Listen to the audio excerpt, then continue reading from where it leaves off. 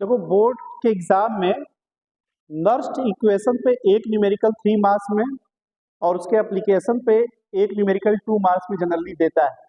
इसलिए हर एक स्टूडेंट घर बैठ करके नर्स्ट इक्वेशन का फार्मूला आप रट लो कि Nernst equation E cell equal to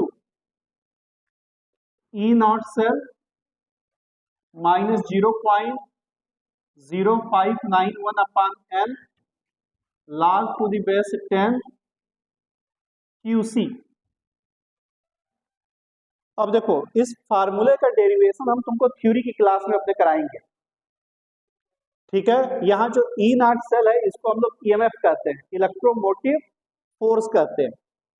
N cell में जो रिएक्शन होगा एनोड और कैथोड पर उसमें एन नंबर ऑफ इलेक्ट्रॉन है और QC को हम लोग कंसंट्रेशन कोशिएंट कहते हैं, या इसको हम लोग concentration of product upon concentration of reactant भी कहते हैं। अब तुमको इस फार्मूले को लिख दिए बोर्ड में, तो तुमको इस फार्मूले पर बोर्ड में हाफ मार्क्स मिल जाना है। अब तुमको पहले बोर्ड में ई नॉट सेल की वैल्यू फाइंड आउट करनी होगी। तो ई नॉट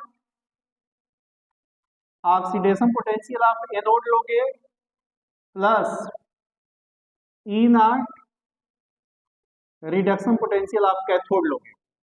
तो एनोड का ऑक्सीडेशन पोटेंशियल और कैथोड का रिडक्शन पोटेंशियल दोनों आपस में ऐड कर दोगे तो क्या निकल जाएगा, ई नॉट सेल निकल जाएगा।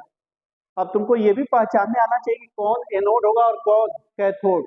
तो तुमसे क्वेश्चन में दे देगा जैसे कि ई नॉट Zn पे 2 plus oblique Zn equal to minus 0.76 volt और ई नॉट Cu पे 2 plus oblique Cu equal to 0.34 volt.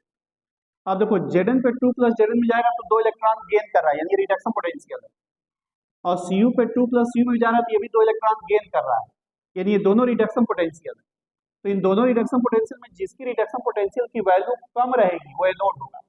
तो ये वैल्यू कम है तो ये एनोड हो जाएगा, और ये वैल्यू ज्यादा है तो ये तुम्हारा कैथोड हो जाएगा।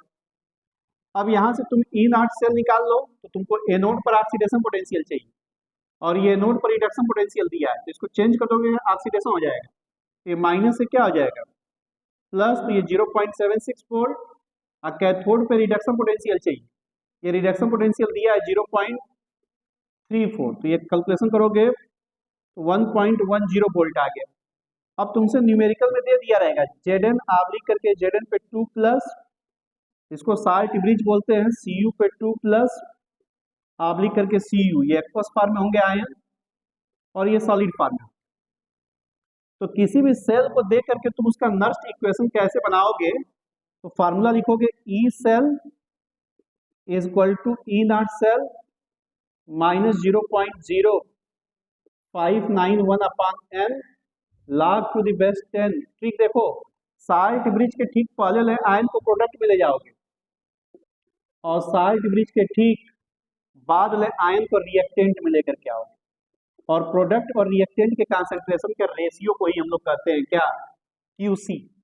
अब तुमसे न्यूमेरिकल में इसकी और इसकी कंसंट्रेशन दिया रहेगा, तो जब इन दोनों का कंसंट्रेशन यहाँ दिया रहेगा और Zn पे 2 प्लस में जाएगा तो 2 इलेक्ट्रॉन लॉस करेगा, यानी यहाँ पर नंबर ऑफ इलेक्ट्रॉन लॉस और ये 2 इलेक्ट्रॉन गेन करेगा, तो n की वैल्यू 2 हो जाएगी। इसका कंसंट्रेशन दिया रहेगा, यहाँ रख करके आप यहाँ से ई सेल की वैल्यू फाइंड आउट कर दोगे। बस ये याद रखना कि जो भी आंसर आएगा उसको हमेशा बोल्ट में लिखोगे आप। तो ये न्यूमेरिकल सॉल्व करने का तरीका है, मैंने एक क्वेश्चन पे आपको बता दिया। इसी तरीके से आप क्वेश्चंस की प्रैक्टिस कर डालिएगा। 3 मार्क्स का न्यूमेरिकल नर्स्ट इक्वेशन पे आता है, थ्योरी में सब कुछ आपको डिटेल में पढ़ाया गया है।